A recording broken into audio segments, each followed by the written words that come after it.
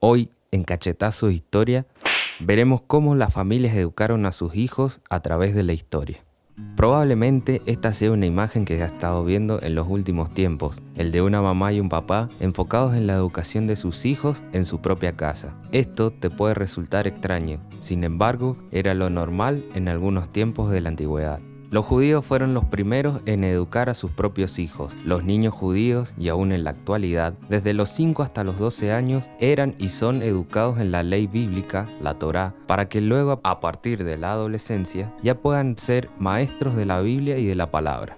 Esto se repitió hasta que entrada en la Edad Media hubo distintas clases sociales que se dedicaron, algunas a trabajar, algunas a estudiar y orar y algunas solo a dirigir el país o administrar la justicia. Terminada la Edad Media, se sepultó esta separación entre las distintas clases, donde algunos solo oraban, otros trabajaban y otros solamente dirigían el país. Con la Reforma Protestante y la vuelta a la lectura bíblica, fue obligación de los padres enseñar a sus propios hijos a leer y escribir, sobre todo a leer la Biblia. Los sucesivos movimientos que siguieron luego de la Reforma, sobre todo en Europa del Norte y en algunos lugares de Francia, permitió que los padres siguieran enseñando a sus propios hijos la lectura bíblica. Ejemplos de esto son los movimientos hugonotes, por ejemplo en Francia, o los movimientos puritanos en Gran Bretaña, Inglaterra y Escocia. Algunos de estos grupos luego van a migrar hacia algunas colonias, por ejemplo las colonias norteamericanas o en Sudáfrica.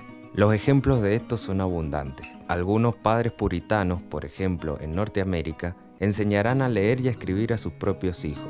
Con el tiempo, algunas de estas generaciones luego van a fundar distintas universidades renombradas como ser Harvard o Yale. Recordarás también en la serie televisiva Los Ingalls cuando el papá les leía a sus propios hijos. También tenemos el ejemplo en Inglaterra de la madre de los predicadores Juan y Charles Wesley, Susana Wesley, la cual enseñó a leer y a escribir a sus 18 hijos. Además, esta señora hacía reuniones dominicales en su propia casa junto con lugares de culto y de oración. Con la Revolución Francesa y la Revolución Industrial, la escuela pasó a formar parte del Estado y se empezaron a formar escuelas públicas con educación estatal. Pero, como podrás ver, muchos siglos la educación estuvo a cargo de los propios padres en su propia casa.